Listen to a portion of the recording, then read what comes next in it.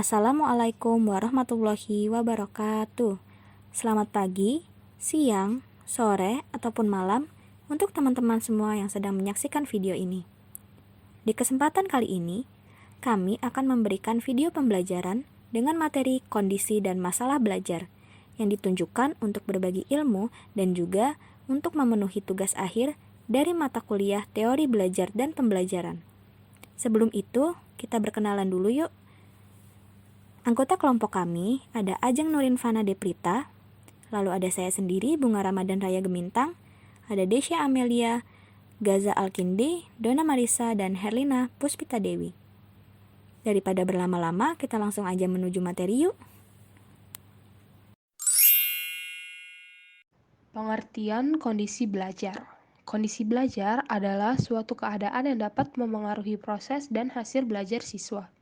Menurut Gagne dalam buku Condition of Learning pada tahun 1977 yaitu, the occurrence of learning is inferred from a difference in human beings' performance before and after being placed in a learning situation.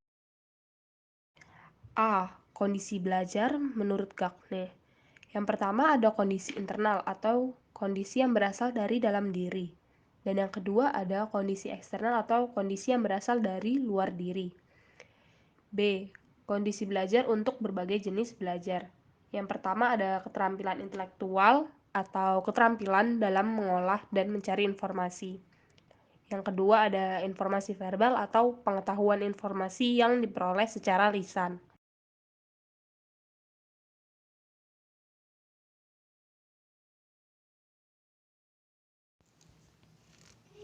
Kondisi belajar untuk berbagai jenis belajar selanjutnya adalah strategi kognitif. Strategi kognitif merupakan strategi yang digunakan siswa untuk memilih dan mengubah cara belajar.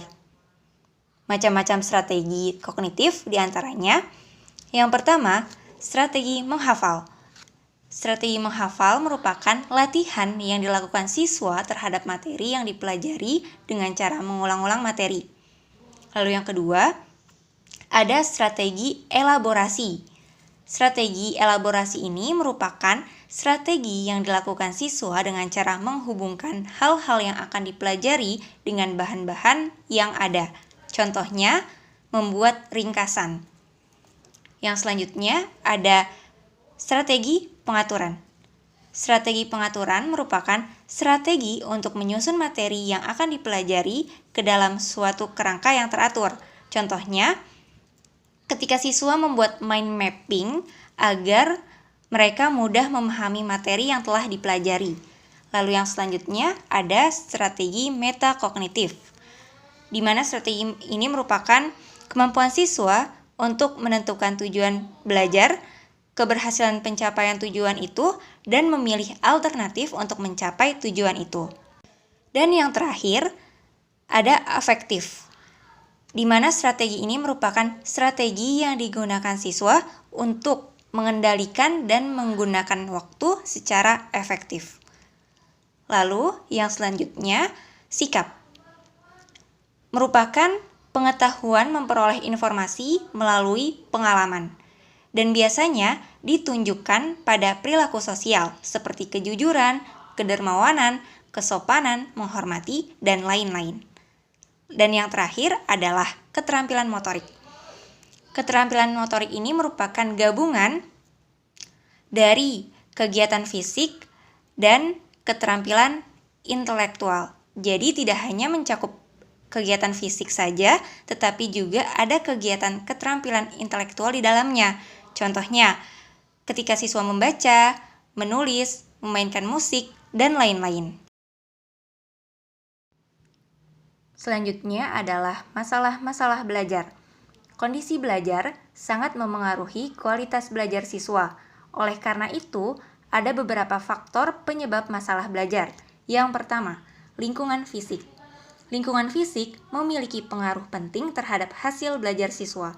Lingkungan fisik yang mendukung akan meningkatkan minat belajar siswa dan memiliki pengaruh positif pada tujuan belajar siswa. Yang kedua, yaitu suasana emosional siswa. Ketika seorang siswa memiliki emosi yang stabil, maka ia akan fokus dan percaya diri pada aktivitas yang dilakukannya. Sebaliknya, saat kondisi emosional siswa sedang labil, maka proses belajar akan terganggu. Oleh karena itu, suasana emosional dapat membawa pengaruh bagi masalah belajar siswa. Lalu, yang terakhir adalah lingkungan sosial. Lingkungan sosial erat kaitannya dengan kehidupan sehari-hari. Lingkungan sosial yang berada di sekitar siswa juga dapat memengaruhi bagaimana siswa belajar. Pengaruh tersebut dapat disebabkan oleh orang-orang di sekitarnya atau media-media seperti radio, televisi, buku, dan lain-lain. Dalam hal pembelajaran, pasti ada problematik atau masalah-masalah dalam pembelajaran, yaitu dari sisi internal maupun eksternal. Yang pertama yaitu masalah belajar dalam sisi internal. Masalah-masalah ini timbul dari dalam diri siswa atau faktor-faktor internal yang menimbulkan kekurangberesan siswa dalam belajar. Faktor internal adalah faktor-faktor yang berasal dari dalam diri anak itu sendiri, seperti kesehatan, rasa aman, faktor kemampuan intelektual, faktor afektif, seperti perasaan dan percaya diri, dan motivasi.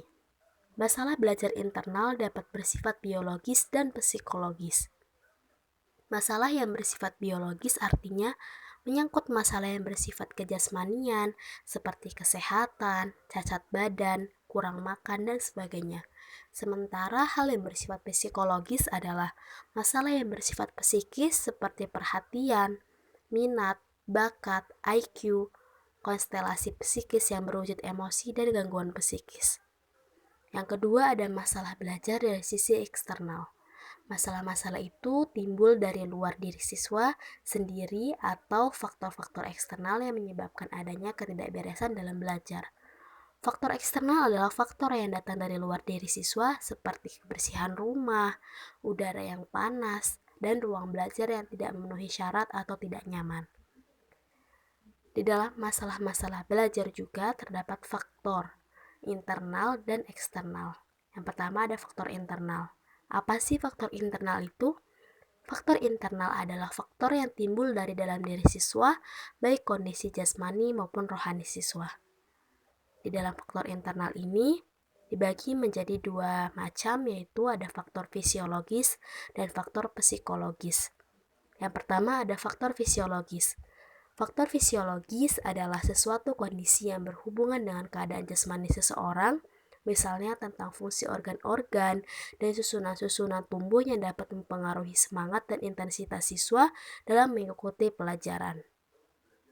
Faktor fisiologis yang dapat mempengaruhi belajar siswa dapat dibedakan menjadi dua macam.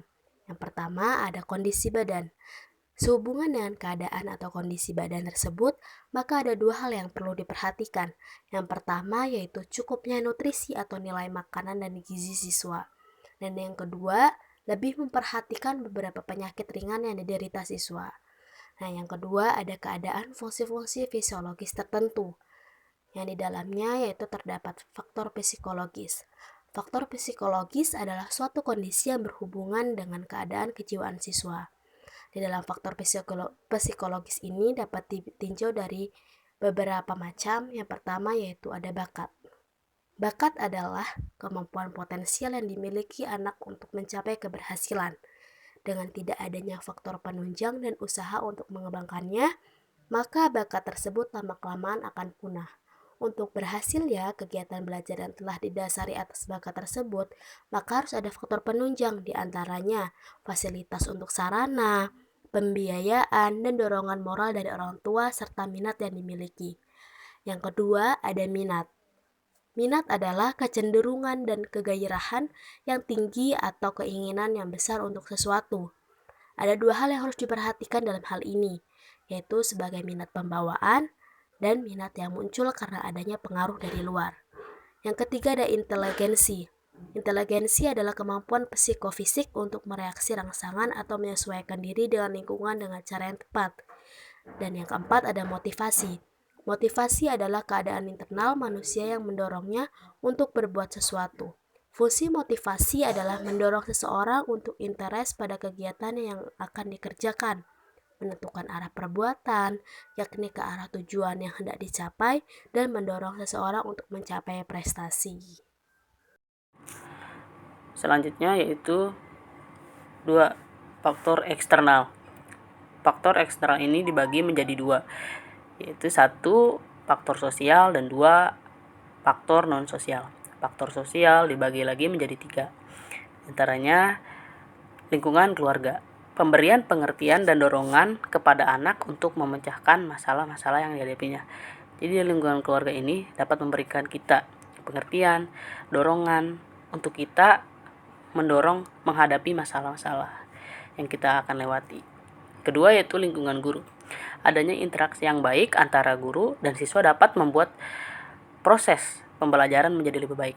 Dapat kita definisikan yaitu interaksi adalah hubungan. Jika kita memiliki hubungan yang baik antara satu dengan yang lain, seperti contoh, kita akan bisa menjalin hubungan itu dengan baik gitu. Seperti contohnya yaitu siswa dan guru. Jika interaksinya baik, maka proses pembelajaran pun menjadi lebih baik. Yang ketiga yaitu lingkungan masyarakat. Pola hidup bermasyarakat yang baik akan menghasilkan masyarakat yang berkualitas baik. Nah, jika kita berada di tengah-tengah masyarakat yang baik, maka akan mendorong kita untuk menjadi lebih baik lagi dan kita berkualitas sebagai manusia yang baik. Jadi kesimpulan dari faktor sosial ini antara lingkungan keluarga, lingkungan guru, dan lingkungan masyarakat, yaitu jika lingkungan kita berada di posisi lingkungan baik, maka kita akan bisa menjadi yang lebih baik. Yang kedua yaitu faktor eksternal. Di sini ada faktor non sosial. Ada sarana dan prasarana sekolah, waktu belajar, rumah, dan alam. Jadi ini sebagai pendukungnya. Selanjutnya ada cara mendiagnosa masalah belajar dan cara mengatasinya. Ada beberapa langkah yang dapat kita lakukan untuk mendiagnosa masalah belajar. Yang pertama yaitu mengidentifikasi adanya masalah belajar dengan cara mempersiapkan seperangkat keterampilan khusus. Sebab kemampuan mengidentifikasi yang berdasarkan naluri belakang kurang efektif. Kemudian langkah selanjutnya yaitu menelaah atau menetapkan status penelaah dan penetapan status murid, yang mana dilakukan dengan cara menetapkan tujuan khusus yang diharapkan dari murid. Kemudian ada menetapkan tingkat ketercapaian tujuan khusus dan juga pola pencapaian dari murid itu sendiri untuk mengukur seberapa jauh ia berbeda dari tujuan yang ditetapkan itu. Kemudian langkah ketiga yaitu memperkirakan sebab terjadinya masalah belajar. Lalu yang terakhir yaitu membuat perkiraan yang tepat untuk memperkirakan sebab terjadinya masalah belajar. Ada beberapa prinsip yang harus kita ingat dalam memperkirakan sebab terjadinya masalah belajar. Yang pertama, gejala yang sama dapat ditimbulkan oleh sebab yang sama. Kemudian sebab yang sama dapat menimbulkan gejala yang berbeda. Lalu berbagai penyebab dapat berinteraksi yang dapat menimbulkan gejala masalah yang makin kompleks. Wah, bagaimana nih teman-teman tentang kondisi dan juga masalah belajar tadi? Semoga pembahasan materi yang kita berikan bisa memberikan hal yang bermanfaat dan juga pengetahuan baru ya, agar kita sama-sama belajar. Saya mewakili kelompok mengucapkan terima kasih kepada teman-teman semua yang sudah mau menyaksikan video ini sampai akhir. Dan juga kami berterima kasih kepada dosen pembimbing kami, Ibu Nara, yang telah memberikan materi dan juga ilmunya selama 1 semester penuh. Akhir kata, mohon maaf bila ada kesalahan, dan terima kasih. Wassalamualaikum warahmatullahi wabarakatuh.